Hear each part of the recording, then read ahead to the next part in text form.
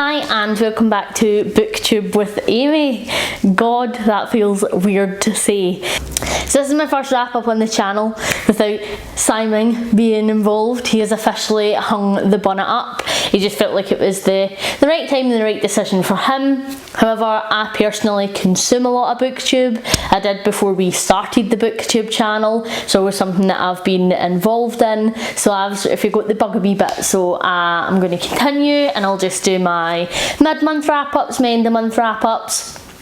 I think in the future I'd maybe like to try a couple of vlogs and stuff to see how I find that, although I don't feel I'm interesting enough. It'll probably just be video footage of the dog. But maybe we could shake up and do some vlogs. I'll continue to do the occasional tag video and we'll just see where we go from there, although I will not be able to keep up with Simon's shenanigans, so unfortunately I will not be doing like a 5-part series on the fantasy book that I've just read. I do not have the imagination nor the talent that he does, so I'm just going to sit and talk about books, and hopefully that's fun for you.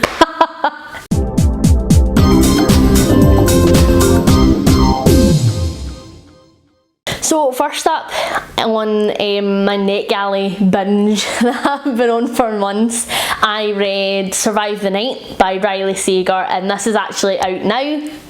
So I got it sort of just before it was released, and I read this as part of Summerween, which is the readathon that Gabby Reads and Olivia Reads a Latte hosts every summer, and basically it's just an excuse to read spooky books in summer, which I mean is great. So I read this for that. Oh, and I was quite disappointed. So the premise is college girl, it's 70s, 80s times, and she is trying to get away. Her best friend's just been murdered on campus. They had a fallout. She feels guilty, so she's like, I just want away for a bit. Can't afford to get home herself, and so is looking to share the ride with somebody. Meet somebody at one of the ride boards where you can post if you're looking to be going somewhere, and gets in the car with him. After being in the car with him for a short while, she starts to think that potentially this is the person who's actually committed the murder on her friend. And so the premise of that just sounds like so far up my street. It was just quite poorly executed for me. We'll start with the good bits. So the pacing in the book was brilliant. Like, it did really keep you on the edge of your sheets. I was on the edge of my sheet. It does keep you on the edge of your seat, and it was a really quick read. I read it within like a couple of days. But the main character was just severely annoying, and we know that that's a theme for me. We know that that's something I struggle to get on board with a lot, as the main character, and I just found her to be far too annoying. Like, she would say things and do things, and some of the choices she made at times, and you're just like, you wouldn't do that. Like, even in that situation you wouldn't do that.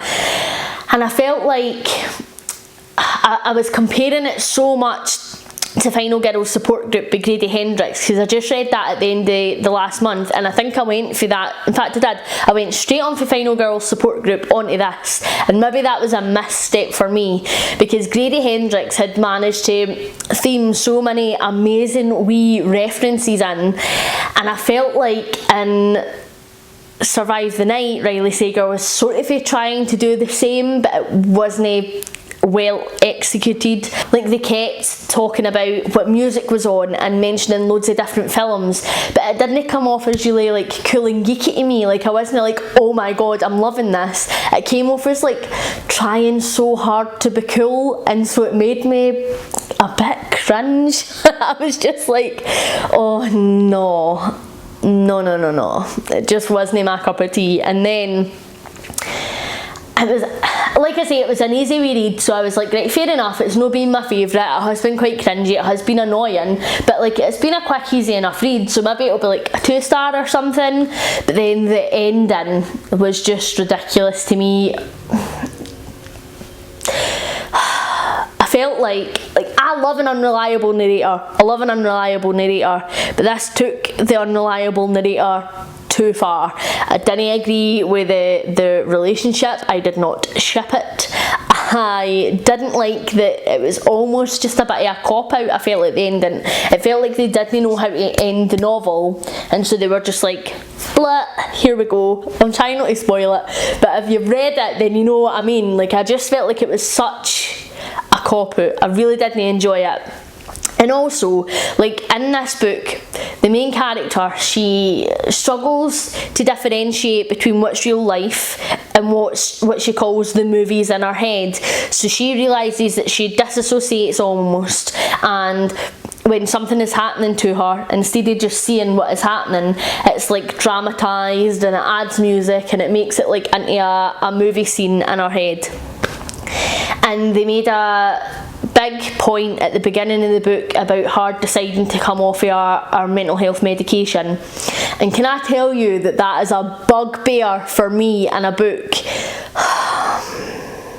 I know that medication doesn't help everybody, and that is fine.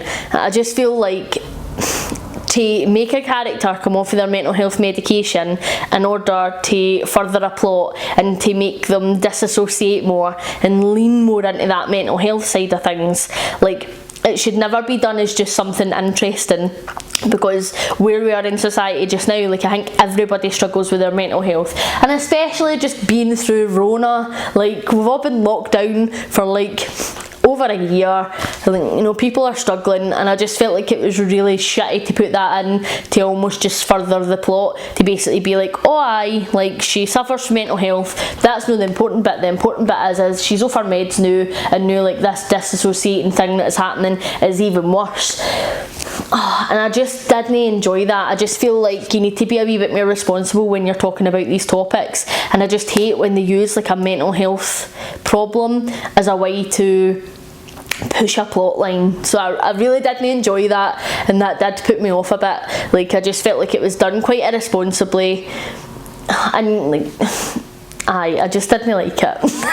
That's where I am. So I ended up rating this a 1 star. It was poor for me, and like I say, perhaps it was because I was, you know, comparing it so much to the Grady Hendrix book. But I mean, read Final Girls Support Group, don't read Survive the Night. Next up from NetGalley, I read A Clockwork River, and that is by J.S. Emery, and that title is going to be released on the 7th of October 2021. So this sounded like such an interesting premise to me. It is in a completely different world. It's a fantasy, and it's a brother and sister. The brother goes missing and the sister needs to find him, but in this other world it's almost like this steampunky, sort of a Victorian-esque world where there used to be magic, but magic's not really prevalent anymore, and the sister's like a bit of a mad scientist, and the brother's like a wee bit of a geek when it comes to like watches and things like that. And it's basically about her trying to find her brother and everything that they run into along the way. And it just was far too long. So this book is over 1,500 pages long, and there was just a lot happening in this book. So the world was cool. I will give it that. I really liked the world, however, far too heavily described. Far too heavily described. Like, I know what a tree is, I know what a clock is, I know what a wall is. Therefore, you didn't need to take 3 pages to describe it to me. Different if it's something that is unique to this world that doesn't exist within our own. Like, take 3 pages to describe a dragon to me, right? Because I've never seen a dragon in real life, but I have seen a wall in real life. So maybe didn't take 3 pages to explain it. The world was cool, and I just got bored with the descriptions, but if it wasn't as heavily described, I think I would have enjoyed it a wee bit more. And I really liked the character of Bryony. So Bryony is the sister who's looking for her brother. I thought that Bryony's character was done quite well. I feel like there was times where she went off on tangents, and there was definitely times where you were just like, oh, go on, shut up, just stop talking, like, just get back to the plot, tell me what's happening. I think if her dialogue was slimmed down a wee bit, it would be better. But I did like her as a character, and I really got on board with her and her drive to save her brother. And Sam Sam is another story altogether. So as much as I give props to the author for making it, you know, the boy going missing and the girl saving him for once and no being your typical damsel in distress, Sam was like the most annoying damsel in distress like ever. He couldn't go for a shite without somebody needing to wipe his arse for him. Like, he could do nothing on his own. Like, there were times where people would save him, and before they had even finished saving him that time, he had got into another situation where he needed saved again, and so it just became very annoying, and that sort of, it just became the formula for the book. Like, oh, Sam's done this, best save him again, Sam's done that, best save him again, as opposed to just sort of a one overall saving. And so it just got quite annoying, and because you knew when Sam was getting involved, you knew how it was going to go, and I found that really frustrating. And Sam as a character as well, like, he's in the beginning, he's this sort of a wee, you know, geeky, shy guy, and like, he comes right out of his shell, which I think is brilliant, but then like, they almost just make him like a complete dickhead, and like, he can't look at a lassie Barry falls in love with her, like head over heels, spouting soliloquies about how much he loves her love, and it's like, come on pal, you've seen her for 2 minutes. Like, we didn't need 8 pages of you describing how much you love this person when we had it about 12 pages ago about another lassie. And so that became really annoying to me, because I was just like, there is no need for there to be so many love interests in this book. Like, no wonder it is so long. So that became really grating. And as well, like, see some of the subplots, I really enjoyed them, and you were just introduced to so many characters in this book. I just feel like it was too much, because some of the side characters and their subplots were so interesting that like, you could have almost had half a book on that. And like, it was the same further down the line. You meet some really cool characters. There's some great villains in this book, and we all know how much I love a villain. So I was really getting on board with the villains, and I wanted to almost learn more about them. But you didn't really get that opportunity because there was just so much happening. There was like the main plot, then 18 subplots, plus like 15 facets of society, plus 18 locations, and it was a lot for my head. it was definitely a slow read for me, because there was times where I would be forgetting who people were, and be having to like flick back to be like, alright, aye, that's who they were. And there would be times as well where I'd just like forget that like an entire subplot had happened, because like, it was pointless to the main story and it wasn't very interesting, and the characters were just a bit meh, that I would forget that happened, and then maybe later on like something would be referenced and I'd be like, what? And then I'd be like, oh aye, that happened, I know, I get that now, I'm right there with you.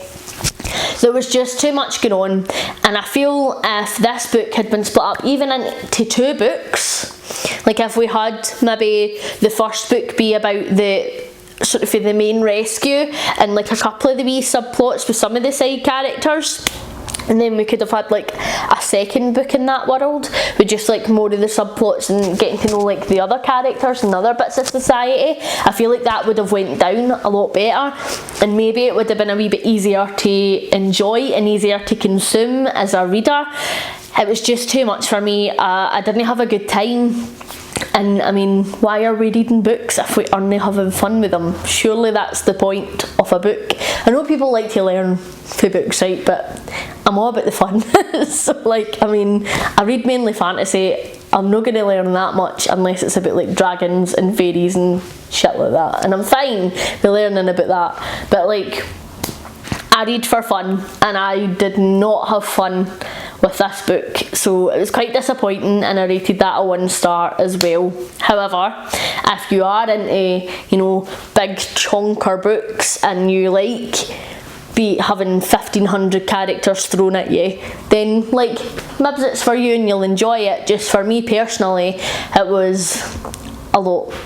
And I do read high fantasy. I know I've reviewed sort of mainly YA fantasy on the channel, but I do read high fantasy. I read all the Game of Thrones books, absolutely loved them. I read all the Lord of the Rings books, absolutely loved them. So I can deal with there being loads of locations and loads of characters, and I can even deal with loads of subplots, but I feel like my brain can only handle so much at once. Like, and this felt like it was like 4 Game of Thrones books chalked together, but with like only the best bits cut out. So it just wasn't for me personally, but it might be for somebody else. I don't know. I thought it was pish.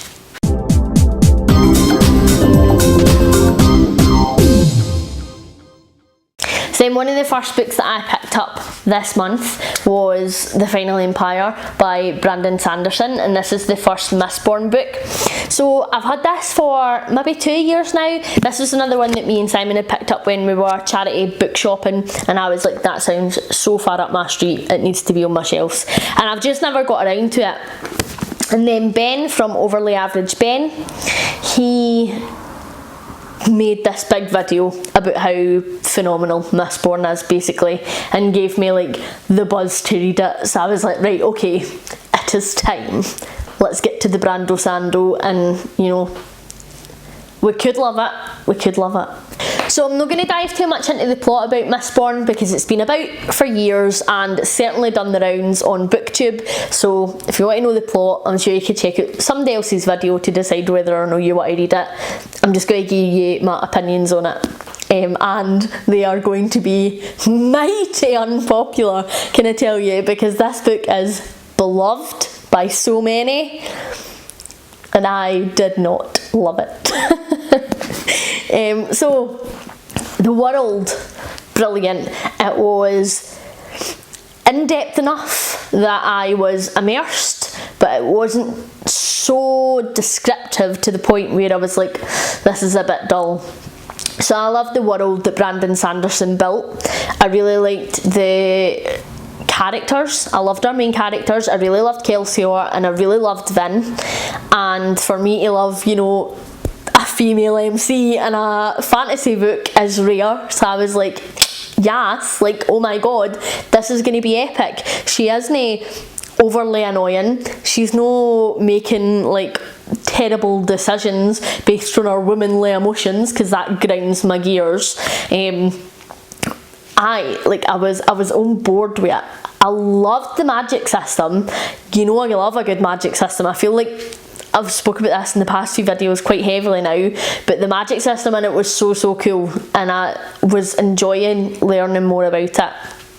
So I really enjoyed it, and actually the length of the book didn't bother me until the end, and I was like, wait a minute, I have read all of this. Like, it's basically a book of build up. I've read all of this for this ending. Like what? Like, I'm going to spoil Mistborn because it's no new release and it's been out for quite some time. So if you are planning to read Mistborn and you didn't want spoilers, you can skip to the next timestamp to where I start talking about the next book. But yes, so we are hyped for the entire book for Kelsior and his, you know, showdown at the end. And it lasts literally 2 minutes. That's it. So then I'm like, right, well, fine, like, you know, Brandon Sanderson's maybe hyped it, and then what's going to happen is Vin's going to step up to the plate and she's going to be badass and it's going to be her that saves the day. I am all for that, so I'm like, cool. And then it starts going down that route and I'm like, brilliant, I'm here for it. I am like behind Vin 100%. She's now going to be fueled by Kelsior's death to like stand up to this ball bag and save the day. I'm here for it. Right up until that point, I was here for it. And then it's her showdown between her and the Dark Lord. And I am Team Vin. I've got my Team Vin t-shirt on. I am like, yes, let's go lass. Kick some arse. And then she's getting whooped. And I'm like, right, fine, cool. Like, I mean, it would be boring if she just came in and saved the day right for the get-go. So I get that, you know, you have the whooping and then you have, you know, the comeback and she's going to win, blah, blah, blah.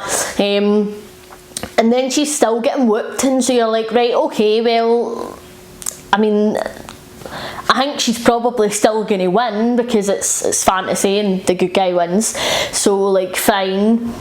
And then she's still getting whooped and you're like, right, okay, when's this going to turn? And then she starts realising it's not going to turn, and you're like, right, okay, fine, what's going to happen now then? And then what happens is weather saves the day. That's it.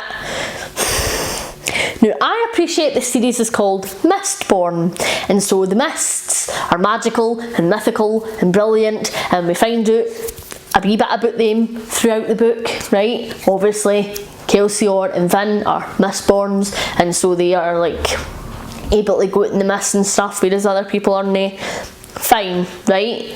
I get in a fantasy book that not everything needs to be explained. Fine.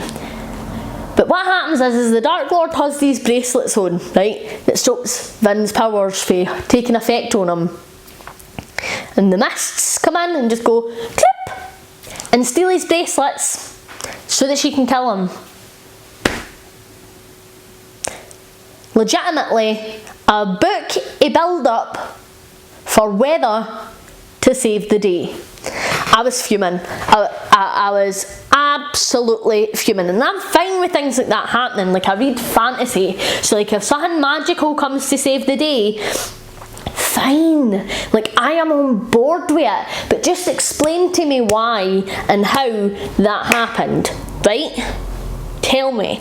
End of Throne of Glass. It's all looking pretty bleak. Loads of the characters that you love have died. And then, Rome, portal, big other fairy people come to save the day. And you're like, right, I'm fine with that, because Sarah J. Maas then explains, so well, this was happening, and this worked behind the scenes, and then this is why these people got involved, and that's how the day is saved, right?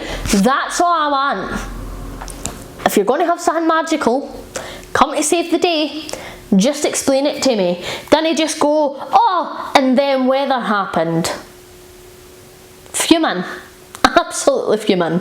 So, I'm not going to continue with this series, right? I am sure maybe in book 2 or book 3 of this series, like, it gets explained. But I am going to read another book this chunky for an explanation. Like, I am fine with just leaving it here now. Like, I'm not going to waste any more of my time.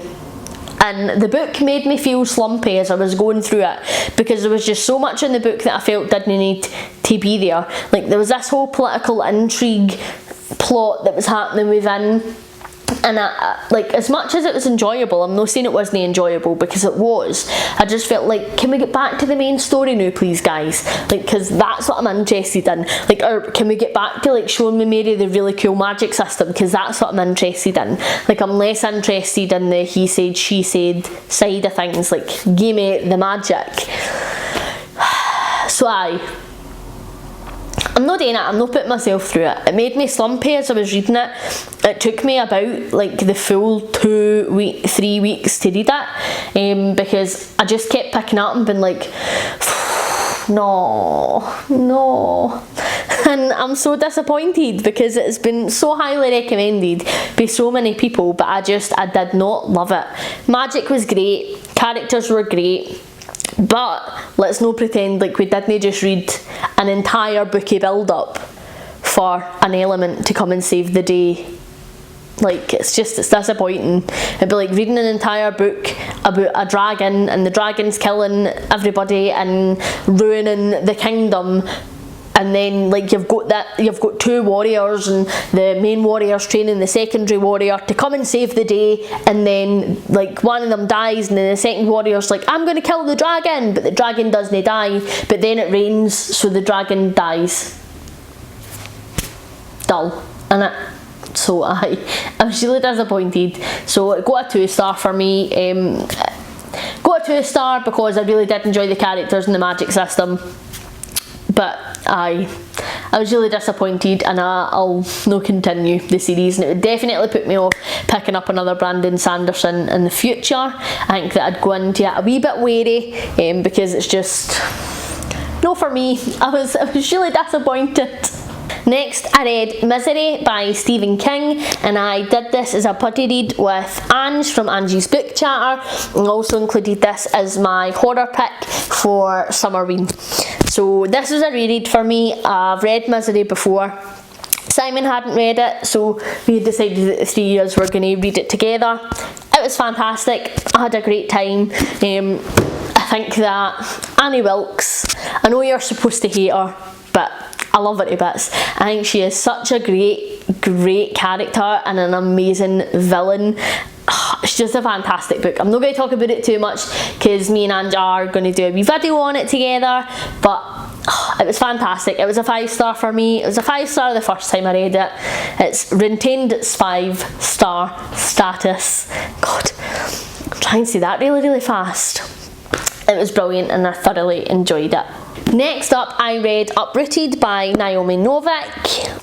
And I did a buddy read of this with Wheel of Tomes, and we just had a really fun time together reading this. So I'm not going to talk about it too much, because again, we're going to do a wee video on it together. But this was my first ever Naomi Novik. I have a couple of books of hers on my TBR that I fancy getting around to, and I'm probably not going to get around to them after reading this. So I really enjoyed The World, and I really enjoyed, again, the magic system. Just, the plot was rotten. Everything that happened was so convenient, and therefore there was no sense of urgency or real danger with anything that was happening. So the entire piece of the book you were just like, aye, that it'll be fine, which I just don't like.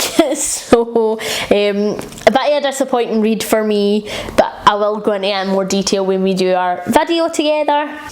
And so I ended up rating this a 2-star. Again, it had some redeeming qualities. It just wasn't for me on the whole.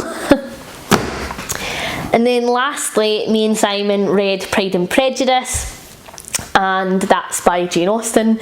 We read this and we were going to make it our last book 101, but we didn't get time to film it before the End of Simon episode went live.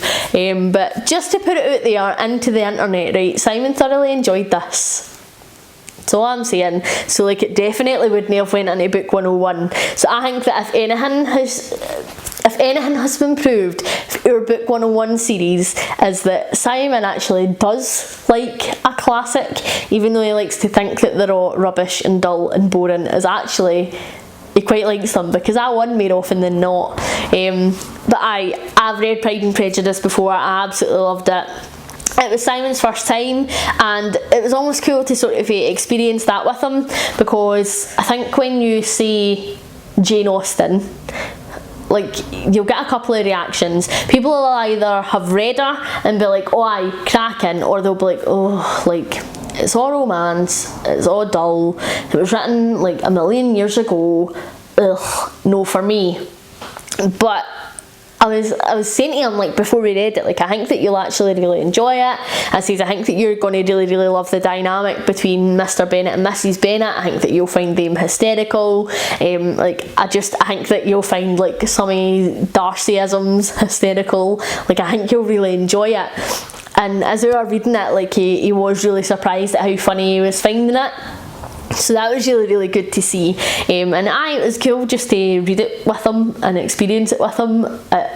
It's just amazing. I absolutely love it. Like, Lizzie Bennet is just like goals. She's cracking. She's just so outspoken, she's so feisty, she's so opinionated. She was like my role model while I was growing up. I was like, aye, go on yourself, Lizzie.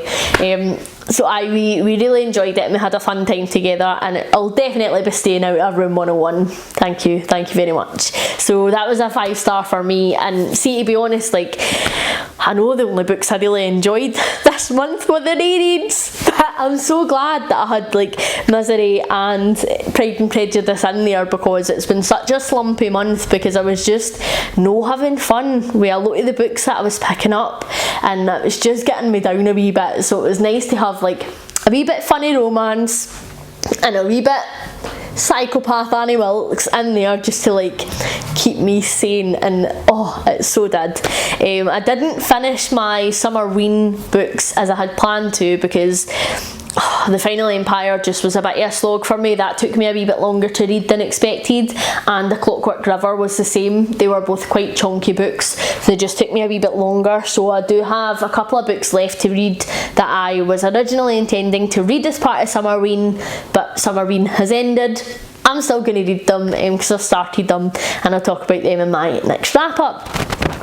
It's been a wee bit of a crap reading month for me, so I'm hoping that the end of the month proves to be a wee bit better, and I'm already sort of reading a couple of books that are pretty solid, so hopefully they don't end by weather saving the day and we'll be alright. I hope that you have a cracking day. It's lovely and sunny here today, so I'm going to go and enjoy some of the sunshine with the pup and maybe read a wee bit outside. And yeah, if you like it, like it. If you fancy seeing my face again, subscribe. Bye.